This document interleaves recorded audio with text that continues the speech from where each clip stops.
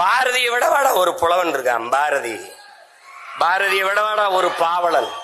நம்முடைய பாட்டனை விடவா எல்லா மொழிகளையும் கற்றான். சொன்னான், யாம் அறிந்த மொழிகளிலே தமிழ் மொழி போல் இனிமையானது எங்கும் காணோம்னா, இனிதானது எங்கும் காணோம்னா.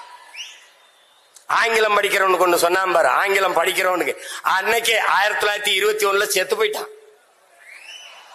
அதுக்கப்புறம் இப்படி ஒரு தலைமுறை பைத்தியமா அலையும் தெரிஞ்ச அவன் என்ன சொல்றான், ஆங்கிலம் ஒன்றையே கற்றார் அதற்கு ஆக்கையோடு உயிரையும் விற்றார் தாங்களே அந்நியரானார் செல்ல தமிழின் தொடர் வச்சு போனாருங்க.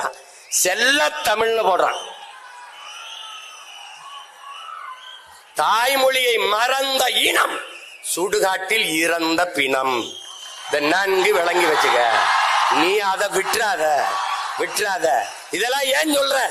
இந்த நிலைக்கு என் தமிழ் தமிழ் மீட்சியே தமிழர் எழுச்சி என்கிறார் மொழி ஞாயிறு தேவனையப்ப பாவாணர் அவர்கள்.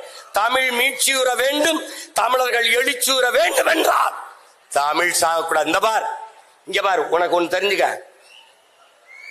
தாய்மொழியை பாதுகாத்த இனங்கள் கடுகளவு இருந்தாலும் மலையளவு உயர்ந்து வாழும்.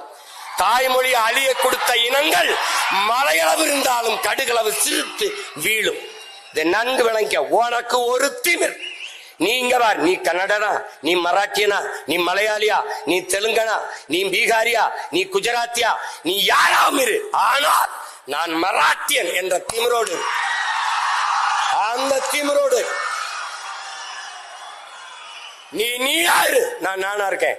என் தம்பி சொல்றாரு, நான் இந்தியத்திலிருந்து தமிழை பார்க்கிறேன், என்னன்னு தமிழகத்திலிருந்து தேசியத்தை பார்க்கிறார். நான் இன்னொன்னு சொல்றேன், நான் என் தம்பிக்கு சொல்றேன், நான் முதல்ல எங்க அம்மாவுக்கு மகனா இருக்கேன், அப்புறம் அத்தைக்கு மருமகனா இருக்கேன்.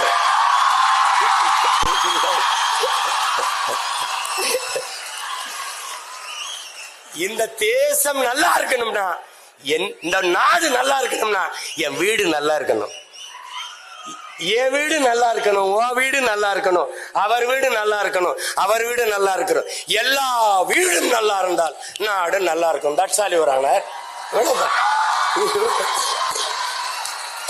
இவ்வளவுதான்.